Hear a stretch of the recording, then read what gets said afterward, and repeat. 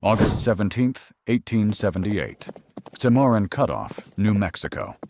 The lead rider is Jesse "Dust" Kincaid, a cattle rustler who put a shotgun into a ranch hand's shoulder outside Bloom and lit the night sky with stolen beeves. Kincaid looks back once, sees a single pursuer, and grins. A lone lawman on the open plains? Easy. Except the lawman is Deputy Sheriff Bill Tilghman, leather gloves tight, lasso sitting loose in his left hand like a living thing. The outlaws call him the Rope Devil. They whisper it across saloons from Hayes to Fort Supply, the way a trail hand speaks about a stock-killing blizzard. Quiet, like the weather might overhear. Kincaid rides the arroyo to lose the posse, but he didn't count on a man who knows this land like a Comanche. The lawman Tilghman angles not at Kincaid's horse, but at Kincaid himself, drawing abreast by half a length, the way you flank a steer without spooking the herd. No warning. No shouted, "Halt!"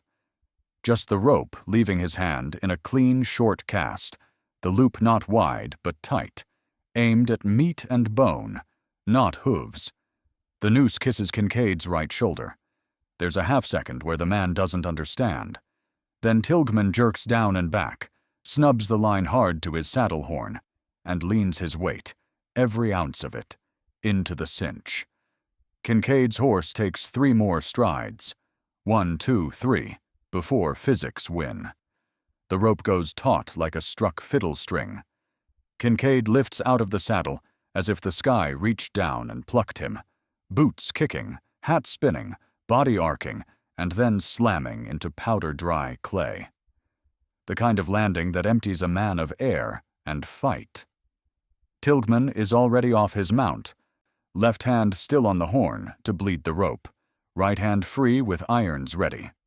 Kincaid scrabbles for the colt he never got to draw. Tilghman plants a knee in his triceps, twists with the calm of a man branding calves on a long June day, and snaps cuffs with a sound like a nail biting wood. No blood, no shootout that spills across headlines, just a captured man and a lawman tying a bowline around pride. There's a reason Tilghman's count runs into the hundreds. He doesn't outshoot the plains, he outthinks it. Rider snatch, he calls the trick when a reporter from the Topeka Commonwealth corners him months later, pen scratching, eyes wide. Simple in theory, brutal in execution. Throw a shortened noose to the torso or shoulder. Tie off at the horn. Let a horse's momentum do what bullets would do messier. Where other men chase horses, Tilghman takes riders away from them. It isn't magic. It's control. Of angle, of speed, of distance measured in hoofbeats. He keeps the loop no bigger than a dinner plate, casts from waist height, so it bites under an arm where a man can't shed it quick. He never yanks full. He feeds just enough rope so the snatch throws, not breaks. You can't teach that in a courtyard. You learn it chasing skittish longhorns and cutting mavericks out of a herd with a rope that behaves like a partner and punishes like a judge. Back in Dodge by sundown, Kincaid limps past the Long Branch Saloon under the stare of men who've run from sheriffs their whole lives. Someone spits and mutters, "The Rope Devil got him." Tilghman ignores the talk. He signs the jail ledger, hangs the rope from a peg to dry, and walks out into a sky the color of a hot forge. Tomorrow will bring another rider who thinks distance is a shield. Tomorrow Tilghman will prove the same lesson the plains teach every spring storm. You can run a long way out here, but sooner or later, something catches you. September 5th, 1878. The Cimarron wind tastes of dust and creosote. Bill Tilghman rides out before sunrise, coat collar turned up against grit that stings like salt. The telegram from the U.S. Marshal's office in Wichita sits folded in his vest pocket. 3 men, Cole Watterson, Luke Farrow Hennessy, and Silas Gant, stage robbers turned killers, wanted for the freight holdup outside Dodge 2 nights prior. 1 guard shot dead, the other left bleeding in a ditch. Word is they're riding south along the Canadian River, using the scrub and sand hills for cover. The territory's too wide for a posse. So Tilghman rides alone. He follows their tracks at a lope, reading the ground like a ledger. A missing shoe on Gant's horse, deep gouges where a wagon once turned, a dropped plug of tobacco still wet with spit. He's not guessing. He's hunting, steady, patient. The first sign of them comes near noon, thin smoke curling from a creek hollow, the smell of bacon and cheap whiskey. He dismounts, drops the reins, and crawls up through sage until he sees them. 3 men, 2 horses tethered, 1 grazing free, guns unbuckled, coats off, laughing over a fire. They think they've bought themselves time. Tilghman measures the angle. If he fires, he kills 1, maybe 2 before the 3rd runs. If he waits, they'll ride out scattered. But a lasso thrown at a man on foot is a fool's play. The rope needs motion, speed, weight. So, he waits. By 2 o'clock, they've saddled up. Watterson leads, Hennessy and Gant trailing. Tilghman slips into the saddle and moves to parallel them behind a line of low dunes. When they hit open country, he swings wide, putting himself a 1/4 mile ahead and to the right. From that angle, he can strike the flank before they know what's coming. The first to spot him is Hennessy, the youngest, quickest draw of the 3. "Rider at 3 o'clock!" he shouts. Rifles come up. Tilghman doesn't fire. He rides straight in, hard, the rope already spinning over his head, short line, loop tight. At 50 yards, the first shot rings out. A second hisses past his shoulder. He leans low, feels wind shear his hat brim. The loop leaves his hand like it's alive. It catches Gant, not the chest this time, but the upper arm just below the shoulder. The outlaw screams as Tilghman jerks the rope back, wraps it to the horn, and veers left. Gant's arm rips sideways, pulling him off balance. 1 more stride and he's airborne, the world tilting as the saddle empties beneath him. He hits the dirt, spinning, revolver flung 20 feet away. Watterson wheels his horse to help, but the rope is already free, coiled, flying again.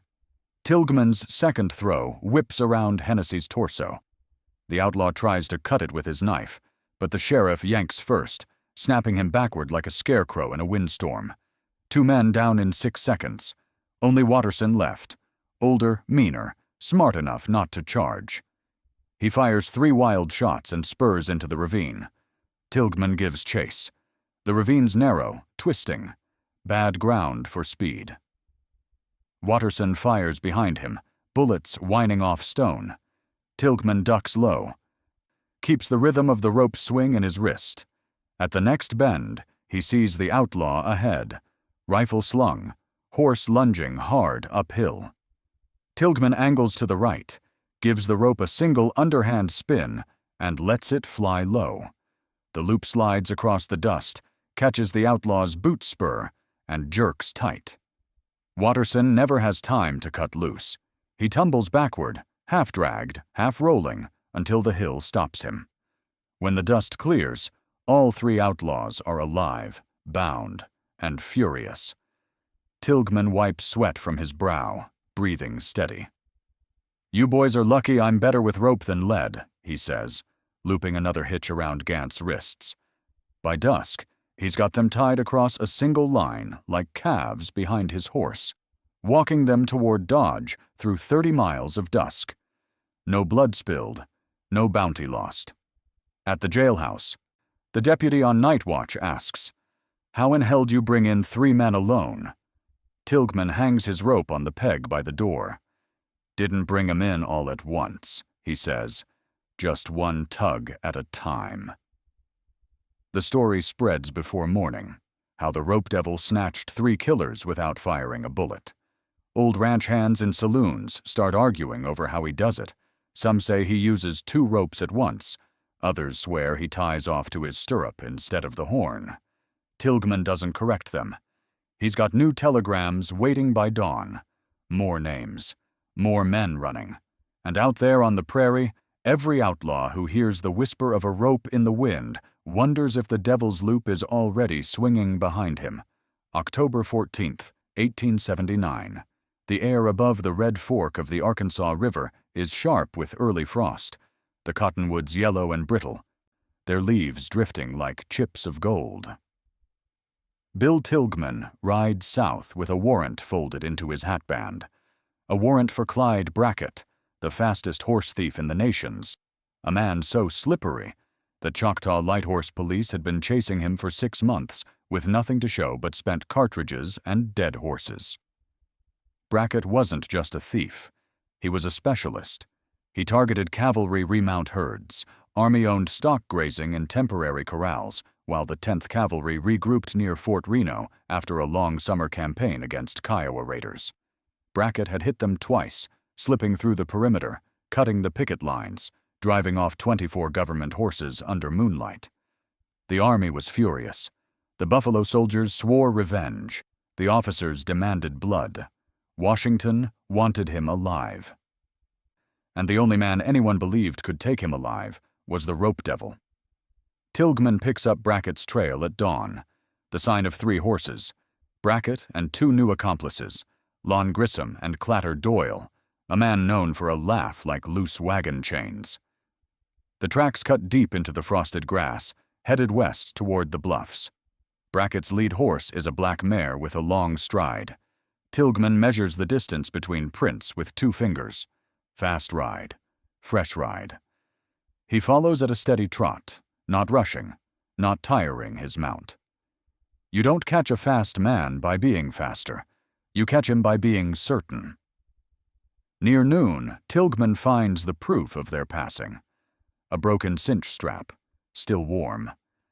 Brackett's men are close, too close to rest, too far to rush. He loops south, letting the terrain do the work.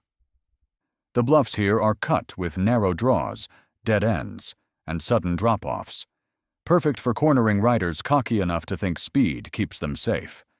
Brackett is cocky enough.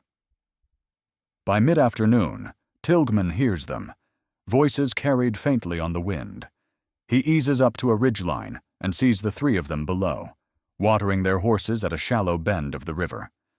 Brackett sits tall in the saddle, hat cocked, pistols high at his shoulders like he expects an ambush from every tree. Grissom and Doyle are laughing, but not Brackett. He's nervous. He has every reason to be. Tilghman backs off the ridge and circles downwind.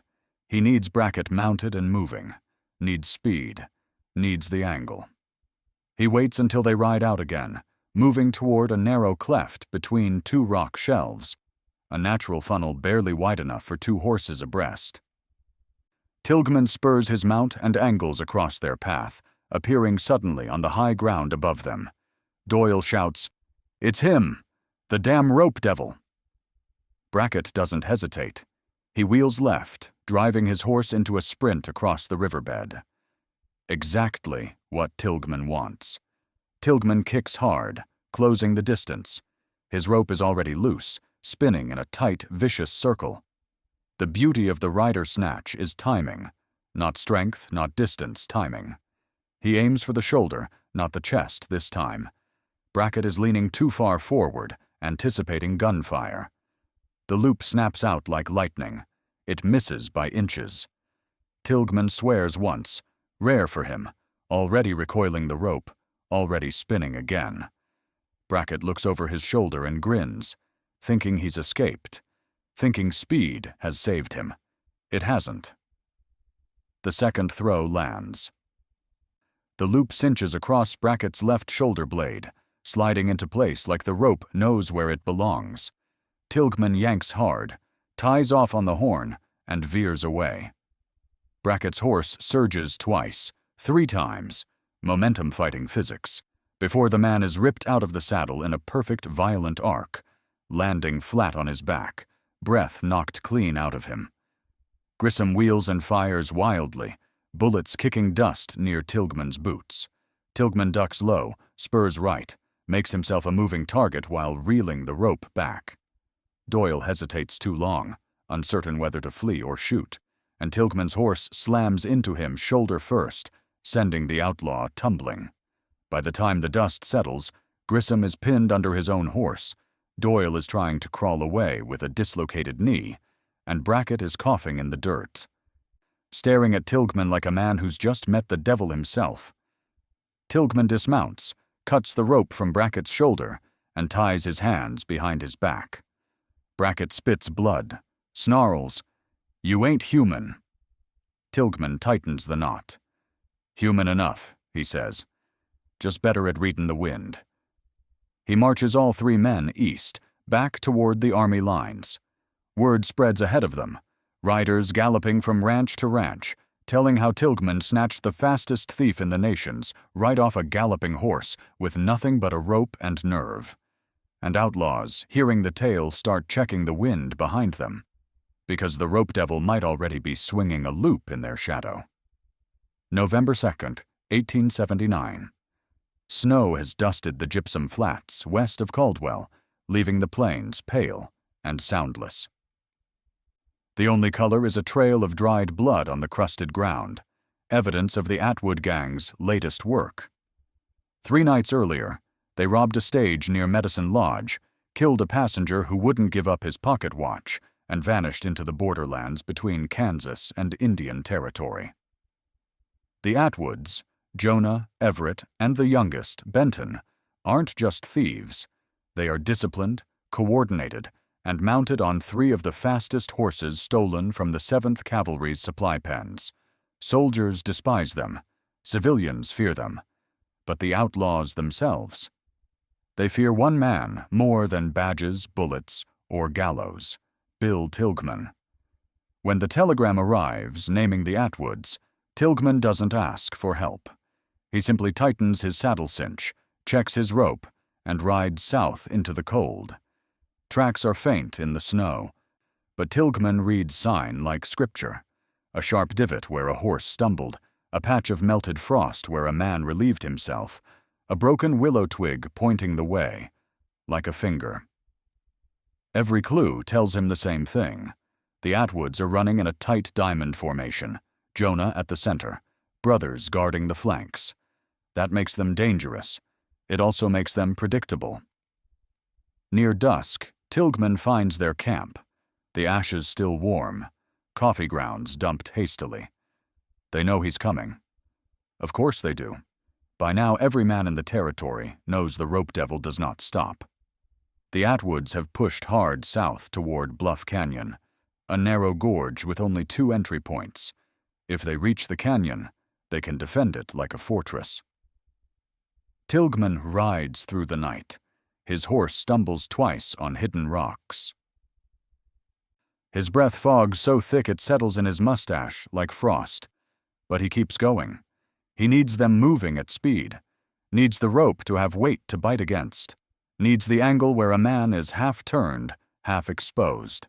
By dawn, he reaches the canyon mouth and hears them. Hoofbeats.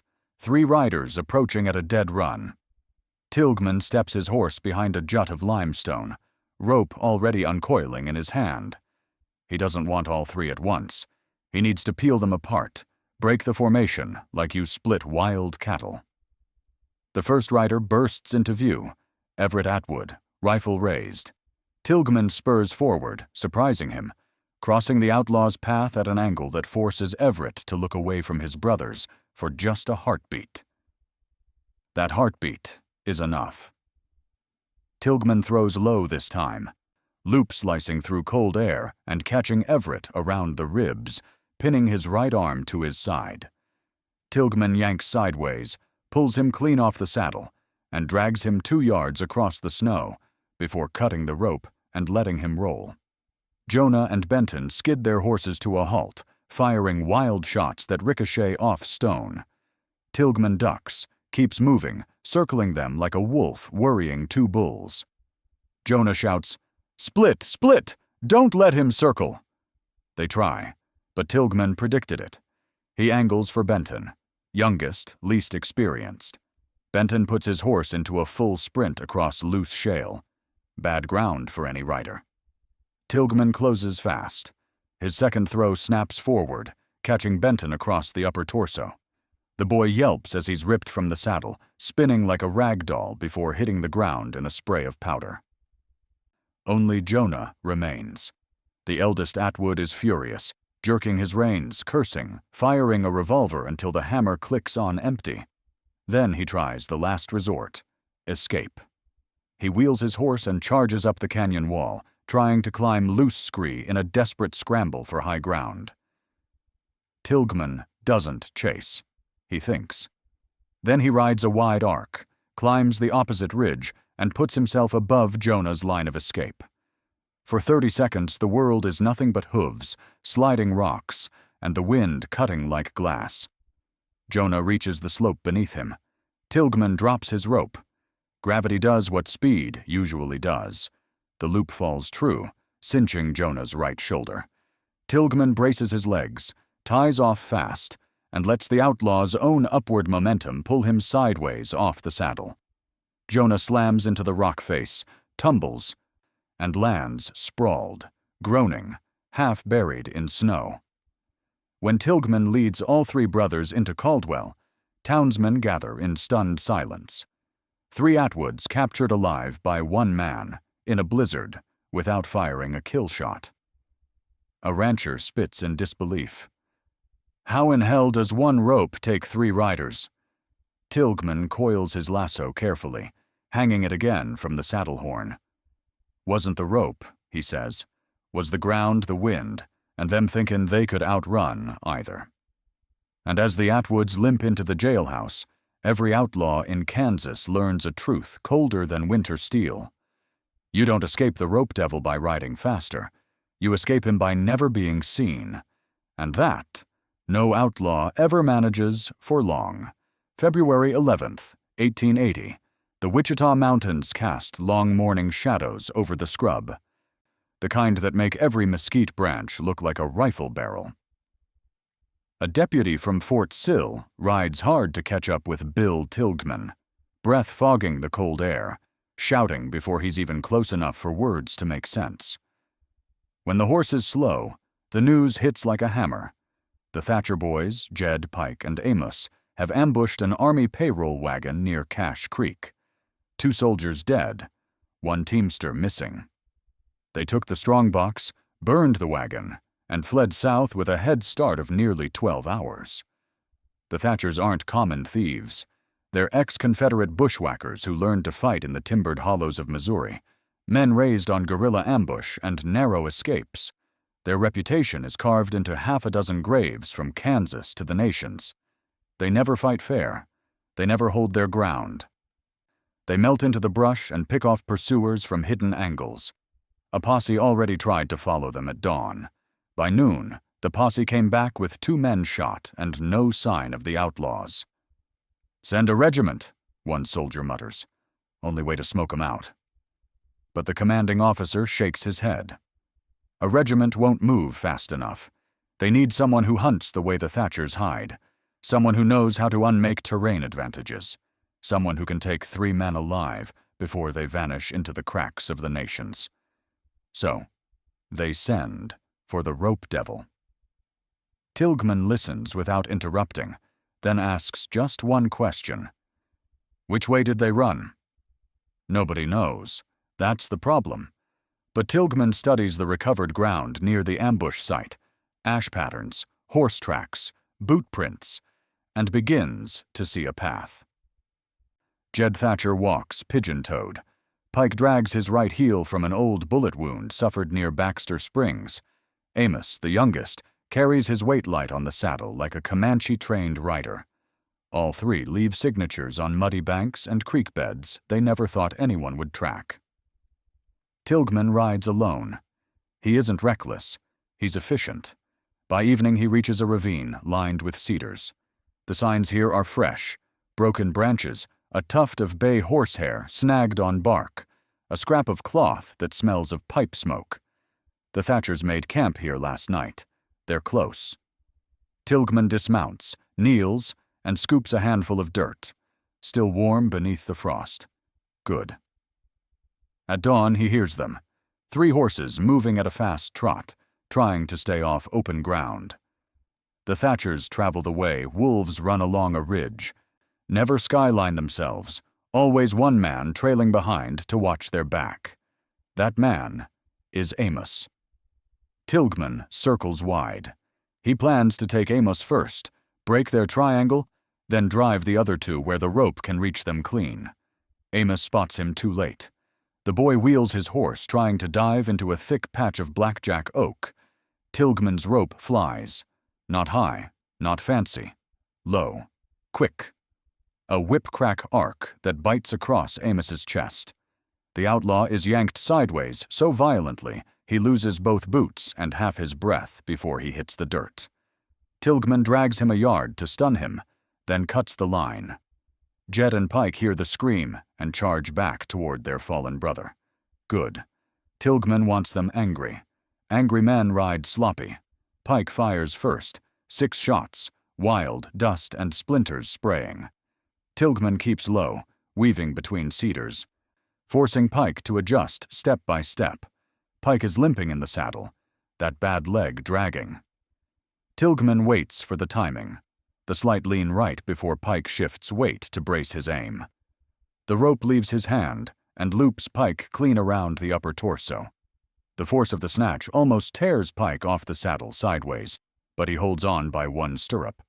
Tilghman counters by pulling left, then slackening the rope just enough to let Pike think he can regain balance, then snaps it tight again. The second jolt slams Pike onto the dust where he slides 5 yards before coming to a stop. Jed Thatcher is the last and the most dangerous. Not the best shot, not the strongest, but the one who never panics. Jed doesn't charge. He retreats, fast, calm, calculating. Tilghman chases.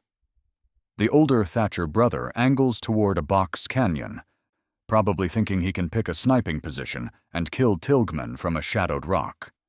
The canyon narrows, walls tightening like a funnel. Jed looks back only once and sees the rope spinning. He digs in his heels.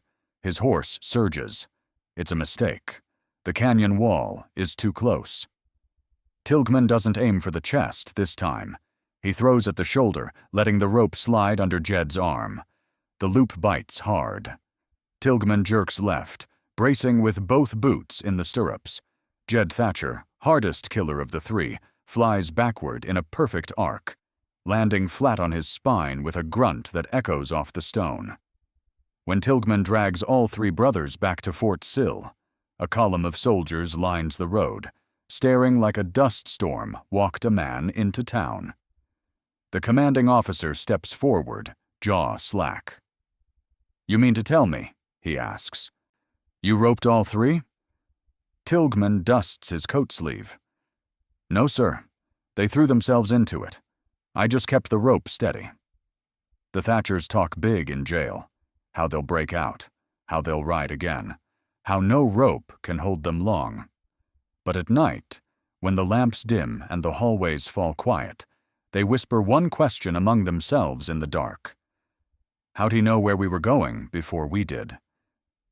The answer is simple, though none of them understand it. Tilghman doesn't chase riders. He reads intention. He ropes decisions, not men. And once he catches your decision, the rest of you comes down with it.